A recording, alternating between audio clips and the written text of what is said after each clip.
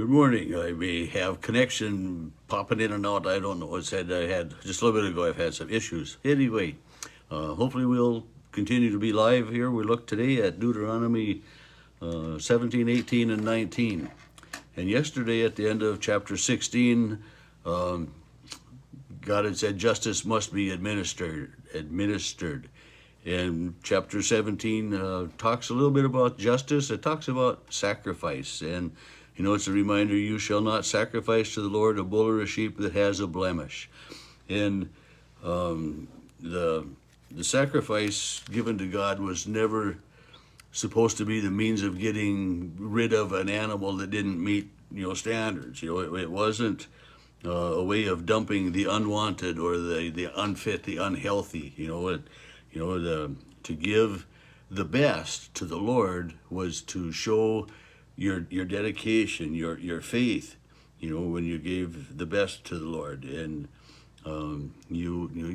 if you give someone a gift, you want to give them something suitable, something that they'll appreciate. I mean, we have white elephant gift exchanges. I understand that, and those are something that you really don't want, you give away to somebody else. But when you're giving a gift to someone that's important to you, you give them something that they want, something that they need, something that will make their life more pleasant. And it's not, I know the husbands have gotten in trouble for giving their wife a kitchen appliance for a birthday or those aren't quite the kind of gifts that they appreciate, that are well thought out. And and sometimes they may be given from the heart, but they're not always meet what that heart desired, maybe, to say it that way. So when the Israelites were to offer a sacrifice, it was not a way of getting rid of something that wasn't up to par, but the sacrifice to God was to be of the best, to show God your utmost faith. And that's today too. We people say that, and people will ask, well, how much should I give of my tithe? Is that before my taxes or after taxes? And the answer is, whatever makes you feel good. But the reality is that, if we give out of our abundance, and rather than out of our poverty, if we give some to God, if we give some to our charities, we give some to our churches, we give to show our thankfulness, to show our gratefulness, to show our support, if we give that first, then we're going to have enough to get by, and it's people will say that when I used to wait and give what I had left over, I never had anything left over. But if I give first, there's always plenty. There's always enough to get through. So the giving to the Lord was to, it wasn't to be an afterthought. It wasn't to be the second best. Our giving to the Lord is to show our commitment in our belief and trust in God. And then it talks about judging and witnessing. And if someone makes an accusation against someone else, one person's witness isn't enough, and it's going to reiterate that again in chapter 19 when we get there. But the start out of chapter 17 talks about that, and it says that if something has happened and there's been an accusation made, like verses 4 through 6 are talking about making a diligent inquiry, getting to the truth, seeking out the truth.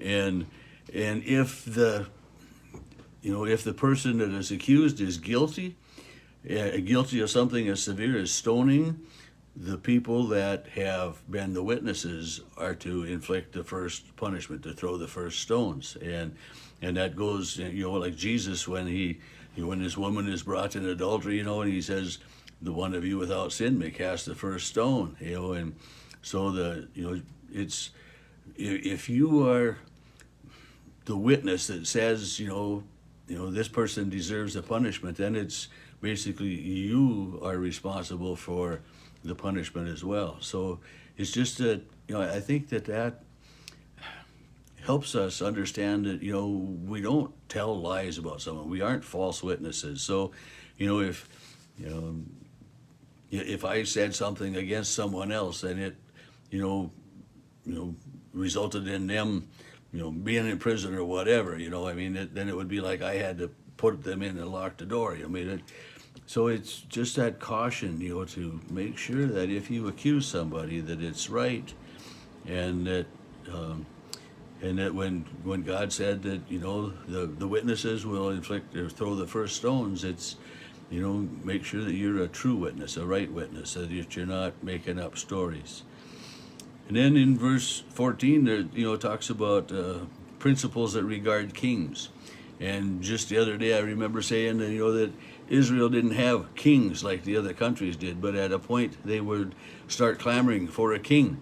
And so here in Deuteronomy, God has set down. He has understood that people are going to want kings, and so He's set down some laws for the kings that they can't accumulate too much wealth, they can't accumulate too much power. They that it regulates the the power and the splendor of the kings, and and it says they can't have very many wives. And and I I don't like that idea, but it was evidently common that people would have more than one wife. But the kings weren't to put on heirs. The kings weren't to have too much power. The kings were limited here in Deuteronomy 17, years, generations before they would ever have a king. So these regulations, as I said, limited the power and the splendor of the future kings. It says they wouldn't be able to be too dependent upon military power or his riches, but that the king would be much more like just each and every one of them, and you think about when Solomon, when he was going to be king, and it's, well, what do you wish? You want money, you want this or that, and he says, for a discerning spirit, and then he got the others, but so it's not that some of the kings didn't have riches and power and palaces, but they were limited here in that. Verse 18, chapter 18 deals with the portion of the offerings that would be for the priests and the Levites again. And it's, since the priests and the Levites weren't out working the fields and taking care of the flocks and everything, that, the offerings, the tithes and things that were given to God also then supported the Levites. And that, we all know how, the offerings that we give to our churches, to our charitable donations and our charities and things. Those offerings, those donations, whatever we want to call them, go to support the staff that makes sure that things operate and things move. The middle of chapter 18, verse 9 starts out with the reminder to avoid evil customs. These people that you're going in to take over their land, some of them have some customs, and so they're worshiping idols and they're doing this. Avoid those wicked customs. Stay true to God.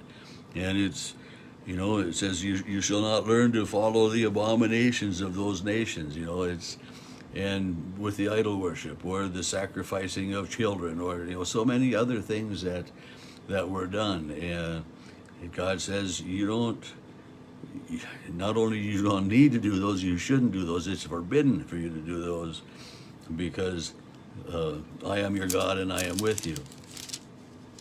And then in verse 15, we have one of the first prophecies of Jesus, of the Savior, when the Lord your God will raise up for you a prophet like me in your midst from your brethren. Him you shall hear according to all that you desire. And these verses are quoted in Acts chapter 3, verse 22 and 23, I think, as they're talking about Jesus. They're looking back at this prophecy in Deuteronomy of the Lord raising up a prophet like Moses, out of the people. And that's, with Moses. I mean, when Moses came back and the Israelites, well, who are you? Why should we follow you? And the same for Jesus when Jesus came. Who are you? Why should we follow you? But we have here the God saying that He will raise up a prophet, another prophet like Moses, and that's part also of what leads to, before the Savior would come, the prophet would come. There would be a prophet. Elijah would return or whatever it might be, and so it just, so much of we can find these little snippets here in the Old Testament, nuggets of God's faithfulness, of God knowing ahead of time what's going to happen. Chapter 19 deals mainly with the cities of refuge, and we talked earlier about the 6 cities of refuge. There's 12 tribes, and each of these tribes settled in the different areas, and there are only 6 cities of refuge. So the 6 cities of refuge could be, not just the people of the tribe of Reuben could go to the city of refuge in their land mass. Not that the people from the tribe of Reuben and the tribe of Benjamin couldn't interact in different things that way at all, but with the 6 sanctuary cities, and the sanctuary cities were only sanctuary cities for the people who had committed unintentional homicide, murder. It wasn't somebody who had done it deliberately. I mean, a sanctuary city, they weren't safe there until trial. I mean, there were laws and rules governing the sanctuary cities of refuge as well that way. And then the final part, just a little bit in verse 14, about the property boundaries of, if the property boundaries here, don't move it, 6 inches or a foot, or don't try to get over a little bit more. And as farmers out here in the Midwest, we understand that there are some farmers that like to, widen their fields out by a foot or 2 every year, and you hear about that. But here it's regard the property lines of your neighbor and trust where they are, and don't try to take more than what is yours. And then the very last part of chapter 19 again is the law concerning witnesses, and it's just kind of like starting out here in chapter 17 was if the witnesses come against someone, and then the witnesses are to be the first to throw the stones. Well, here it says 1 witness shall not rise against a man. You need 2 or 3 witnesses, and that's when Jesus was on trial. They said, who is going to testify to you? Who can say this? And Jesus says, well, who I am and what I've done and what testifies to me, and my Father in heaven testifies to me, and I testify of myself. But he couldn't. One person's testimony isn't enough, and so that it's if I accuse you of something and it's not true, well, then the 2 of us are going to go before the law, before the judge, before the court, and determine where the fault is. And if it turns out that my accusation is false, then I'm the one in trouble. If there isn't a second witness, to whatever, I may say against someone, or, and it turns out that, I'm lying, which I hope doesn't ever happen. Well, but, so it's again, you need 2 or 3 witnesses, just one person saying something may be true, it may be gossip. So we need to have the corroboration. We need to have something to back it up that way. And again, it's the very last year, I shall not pity, life shall be for life, an eye for an eye, a tooth for a tooth, a hand for a hand, and a foot for a foot. This is justice, and it's a hard justice, but it's what God had told them.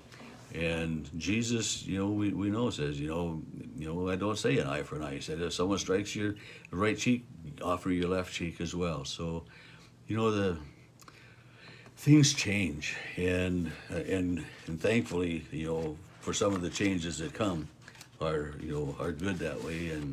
But the best thing to be thankful for is that God leads us and guides us each and every day, and the words that are in the Bible for us teach us of how God continued to lead, guide, and shepherd his children of Israel as they were learning still learning how to live as free people.